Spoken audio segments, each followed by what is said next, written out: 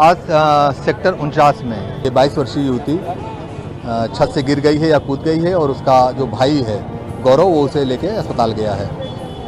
वहाँ पूछताछ की गई तो ज्ञात नहीं हो पाया कि अस्पताल गया है। फिर जानकारी करने पे मालूम चला कि ये जो युवक गौरव है उसका भाई नहीं है, तो उसका मित्र था और विगत कई वर्षों से इनकी आपस में दोस्ती थी।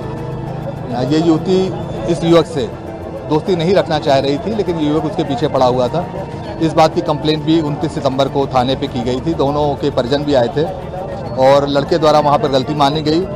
स्वीकार किया गया कि वो अब लड़की से कोई संपर्क नहीं रखेगा। लिखित में उनके द्वारा एप्लीकेशन दी गई जिसका जीडी पे तस्करी पड़ा हुआ है।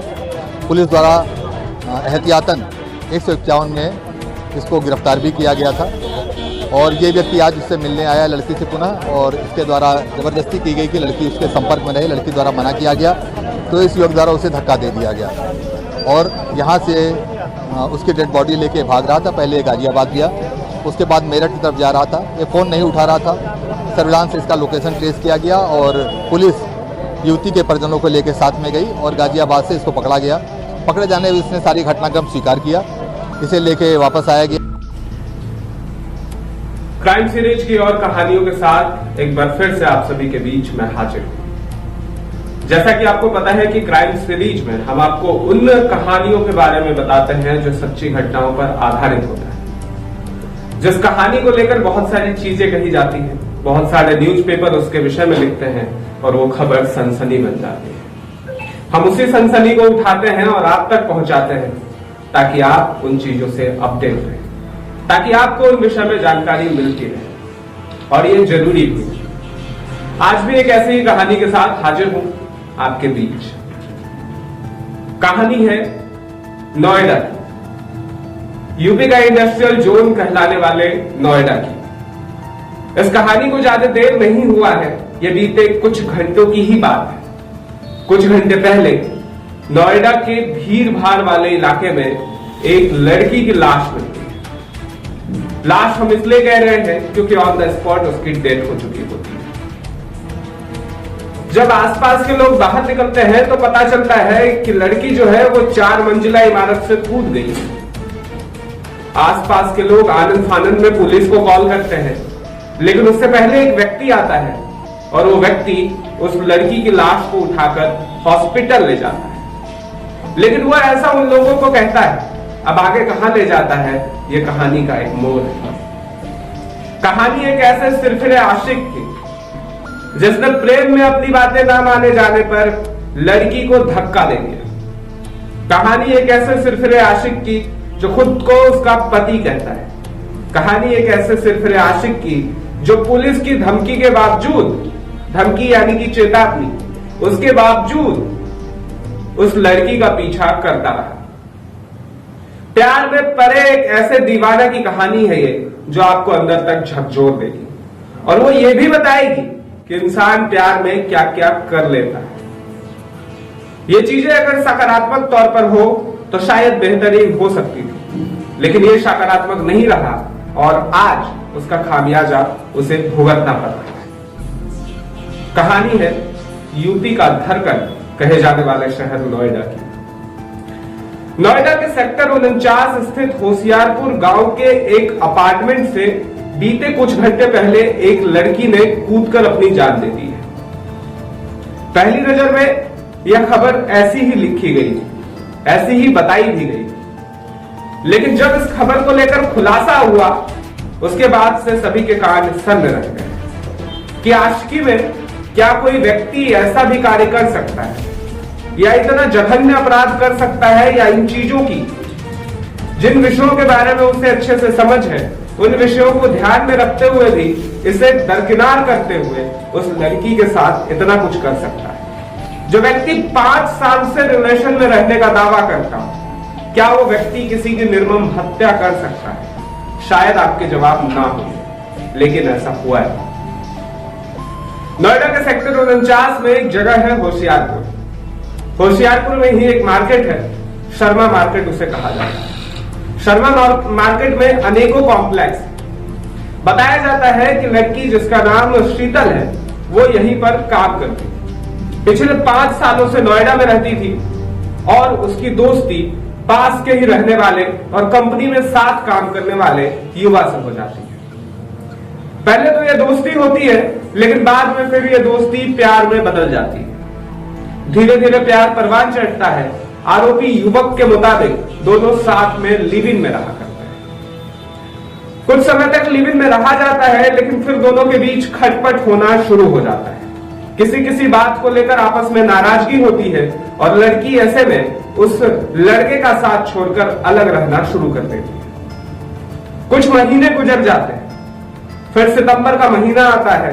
सितंबर के महीने में लड़के की ओर से अधिक टॉर्चर किया जाता है। लड़की परेशान होती है, वो अपने घर पर सारी बातें बताती है। घर के लोग आते हैं और पुलिस स्टेशन में एक कंप्लेन दर्ज की जाती है। उस कंप्लेन के आधार पर आरोपी युवक को बुलाया जाता है। वो वहां पुलिस स्टेशन पहुंचता है, एक लिखित माफीनामा देता है कि आज के बाद से वो उस लड़की को कभी परेशान नहीं करेगा।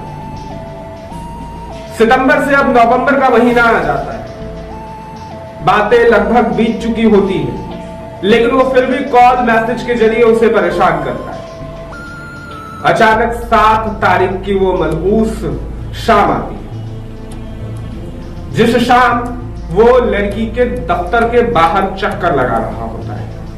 लड़की के आने का इंतजार करता है। दोनों की बातें होती हैं, लेकिन बातों में जब कोई प्रतिफल नहीं मिलता है तो वह 8 के अगले सुबह लड़की के कमरे पर पहुंच जाता है। वहां फिर दोनों के बीच में आपसी लड़ाई होती है। आपसी लड़ाई के बाद दोनों छत पर जाते हैं और छत से ही लड़का उसे धक्का दे देता है।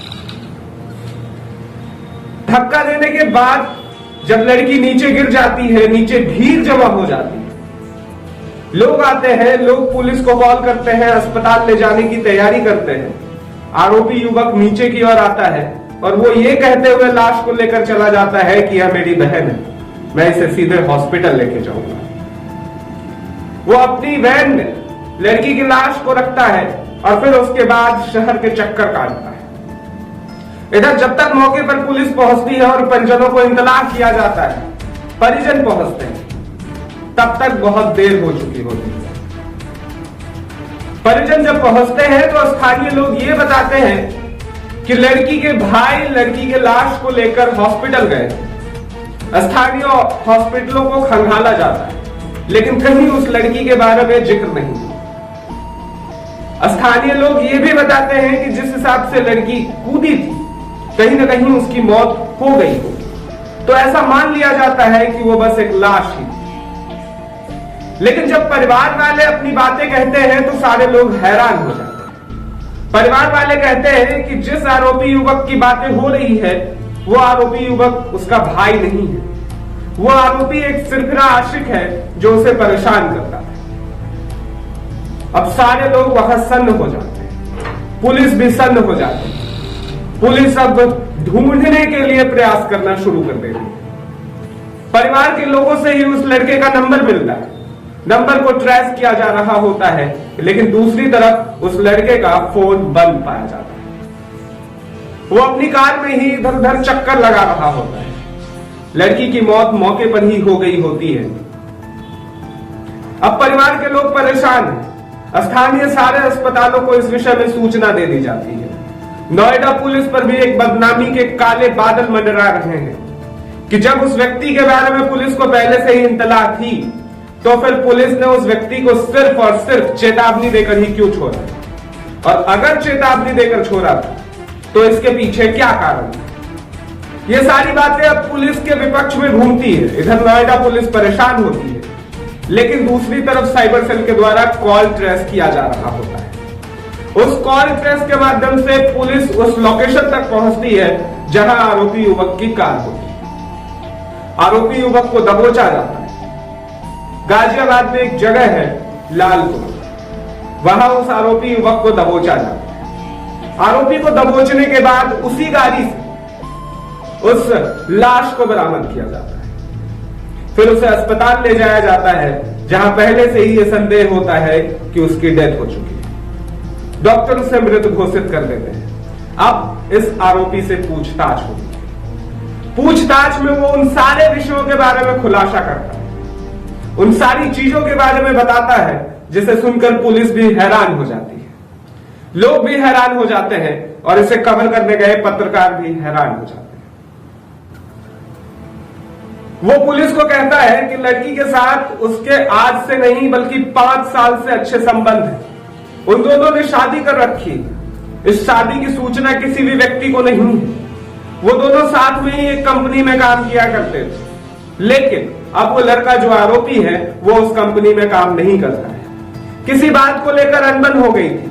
पहले ये लोग लिव इन रिलेशनशिप में रह रहे थे। जब अनबन हुई तो लड़की अलग जाके रहने लगी। इसे लगा कि सब कुछ ठीक हो जाएगा।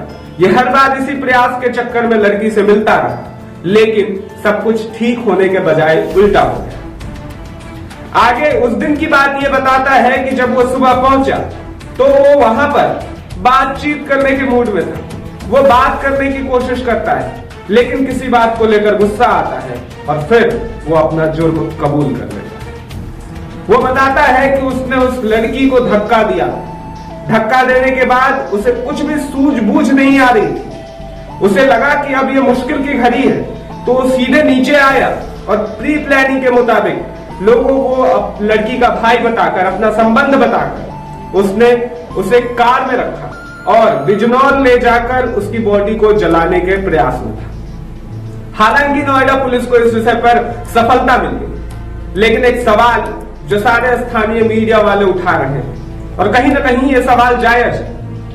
ये सवाल ये है कि जब नोएडा पुलिस को इस विषय में इंतलाह थी, इस विषय में पहले से जानकारी थी, तो फिर सिर्फ उस युवा को चेतावनी के सहारे क्यों छोड़ दिया गया? क्यों उस पर लीगल एक्शन नहीं लिया गया? और अगर चेतावनी के सहारे छोड़ा गया तो दूसरा सवाल लड़की के परिजनों पर भी है कि वो सिर्फ यहीं तक क्यों रुके थे? उन्होंने जिला अधिकारी के पास जाने की जहमत क्यों नहीं जुटाई? जब मामला इतना संगीन था तो वहां तक पहुंचा जा सकता था। पुलिस कप्तान के पास पहुंचने की जहमत क्यों नहीं उठाई? क्योंकि बेटी की जिंदगी का सवाल था, लेकिन वो लोग भी चुप रहे। आज के समय में शीतल की डेथ हो चुकी है। शीतल को मरे हुए लगभग कुछ घंटे हो चुके हैं। पुलिस अपनी तहकीकात कर रही है। आरोपी युवक पुलिस के गिरफ्त में है। लेकिन क्या ये जो कहानी युवक बता रहा है और क्या ये जो चीजें घटित हुई है आपके हिसाब से सही है?